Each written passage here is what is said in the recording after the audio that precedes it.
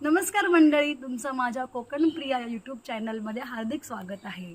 गणेशोत्सवासाठी आम्ही पूर्ण परिवार हा कोकणामध्ये आलेलो आहोत आणि पावसाळ्यामध्ये कोकणामध्ये गणपतीची मजा काही वेगळीच असते। त्याच्यामुळे कोकणामध्ये आलोय आणि कोकणातली रानभाजी खाल्ली नाही असं होऊ शकत नाही। त्याच्यामुळे आमच्या गावच्या घराच्या बाजूला इथे एक रानभाजी पावसाळ्यामध्ये तयार होते। तर बघा, मी तुम्हाला माहिती देते, ही आहे चूच। ही चूचची भाजी आहे।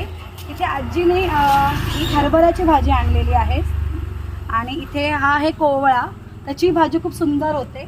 आणि हे आहे अळू, भाजीचा अळू बरं का। दोन अळूचे प्रकार असतात, एक आपण वडीला वापरतो आणि हा भाजीचा अळू असतो, थोडा खाजेरा असतो, पण त्याची भाजी चांगली मस्त होते।